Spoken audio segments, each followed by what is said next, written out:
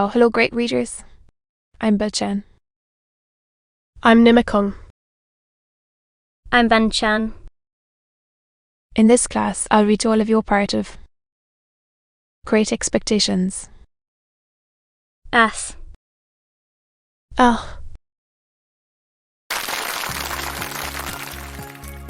Great Expectations. Charles Dickens.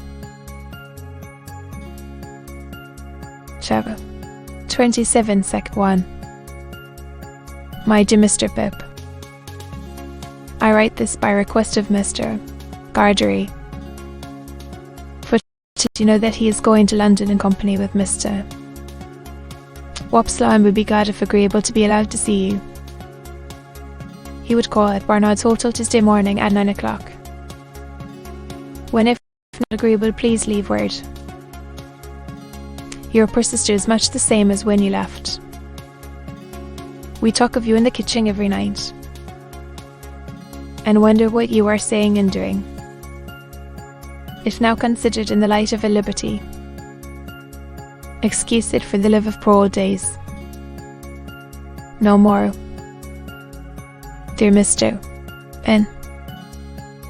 Your ever obliged and affectionate servant, B.S.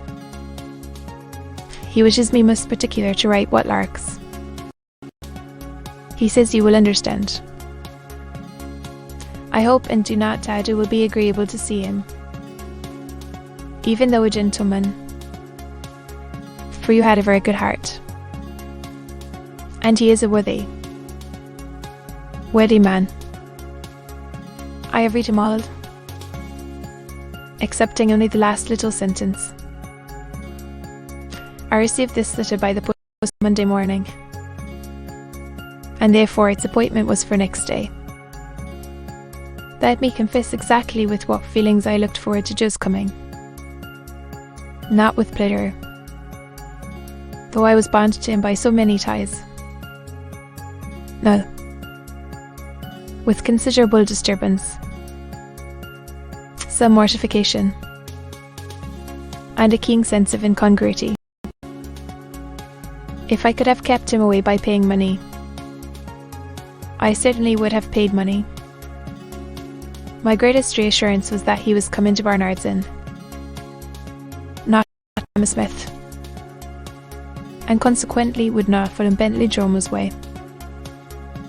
I had little objection to his being seen by Herbert or his father, for both of whom I had a respect, but I had the sharpest sensitiveness to his being seen by Drummond, whom I held in contempt. So, throughout life, we must despise, way or other, and very expensive those wrestles with Bernard proved to be. By this time, the rooms were vastly different from what I had found them. A neighbouring awful stir I had got on so fast of late. I might have been said to pass my days. For, after I had made the monster out of the refuse of my washerwoman's family, and had clothed him with a blue coat, canary waistcoat, white cravat, creamy breeches, and the boots already mentioned, I had to find him a little to do and a great deal to eat. And with both of those horrible requirements he haunted my existence. The hall, it was 2 feet square, wood-like. While I felt sincerely obliged to him for being so interested and considerate, I had an odd half-provoked sense of suspicion upon me, that if Joe had been coming to see him, he wouldn't have been quite so brisk about it. However, I came into town on the Monday night to be ready for Joe, and I got up early in the morning, and caused the sitting room and breakfast table to assume their most splendid appearance. Unfortunately, the morning was drizzly. Outside the window, like some weak giant of a sweep. As the time approached, I should have liked to run away. But the avenger, pursuant to orders, was in the hall. Presently I heard Joe on the staircase. I knew it was Joe. The chorus of his ascent. When at last he stopped outside our door, I could hear his finger tracing over the painted letters of my name. And I afterwards distinctly heard him breathing in at the keyhole. Finally he gave a faint single rap. And Pepper, such was the compromising name of the avenging boy, announced Mr. Gaudry. I thought he never would have done wiping his feet, and that I must have gone out to left him off the mat. But at last he came in. Joe, how are you? In. How are you? With his good honest face all glowing and shining, and his hat put down on the floor between us, he caught both my hands and worked them straight up and down, as if I had been the last patented bump. I am glad to see you, Joe. But Joe, taking it up carefully with both hands, like a bird's nest with eggs in it, wouldn't hear of parting with that piece of property, and persisted in standing talking over it in a most uncomfortable way. Would you have that, Gorge? Said Joe. And that swells. And that gentle fault, Joe considered a little before he discovered this word. And you, Joe. Thank God, said Joe. I make a tumult. And your sister. She's no worse than she were. And Biddy. She's ever right and ready. And all friends is no back at her. If not no farther. Except in Wopsle. All this time still with both hands taking great care of the bird's nest. He was rolling his eyes round and round the room, and round the flowered pattern of my dressing gown. Had a drop. Yes, said Joe, lowering his voice. He's left the church and went into the play acting,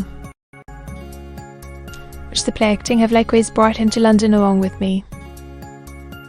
And his wish for, said Joe, getting the bird's nest under his left arm for the moment, and groping in it for an egg with his right. If no offence, I took what Joe gave me, and found it to be a crumpled playbill of a small metropolitan theatre, announcing the first appearance, in that very week, of the celebrated provincial amateur of Rosslyn renown. Were you at his performance, Joe? I inquired.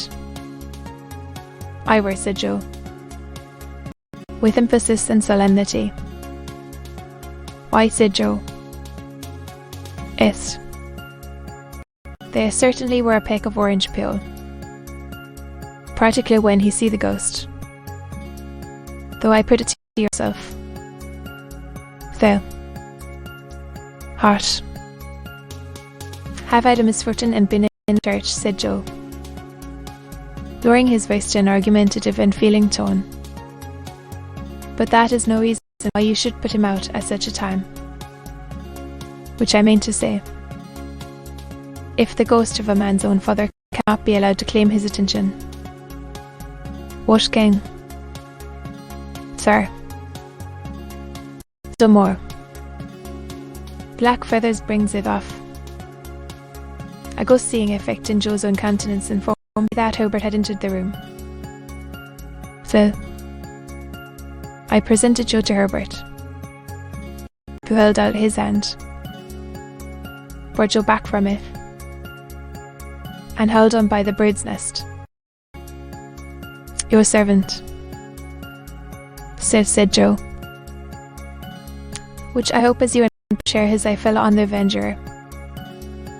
who was putting some dust on table, and so plainly denoted intention to make that young gentleman one of the family, that I frowned it down and confused the more he meant to say. You two gentlemen, which I hope as you get your house in this spot, for the present may be a worry good inn, according to London opinions, said Joe, confidentially, and I believe its character due in it. Having borne this flattering testimony to the merits of our dwelling place, and having incidentally shown this tendency to call me Sir Joe, being invited to sit down to table, find a resting place and ultimately stood it on an extreme corner of the chimney piece, from which it ever afterwards fell off at intervals. Do you take tea? Or coffee? Whister? Forgery?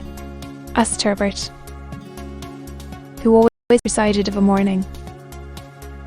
Thank ye, said Joe, from head to foot. Thank ye, so returned Joe, evidently dispirited by the proposal. Since you are so kind as make choice of coffee, I will not run contrary to your own opinions. Say tea then, said Herbert, pouring it out. Here Joe's hat tumbled off the mantelpiece, and he started out of his chair and picked it up, and fitted it to the same exact spot. To be continued.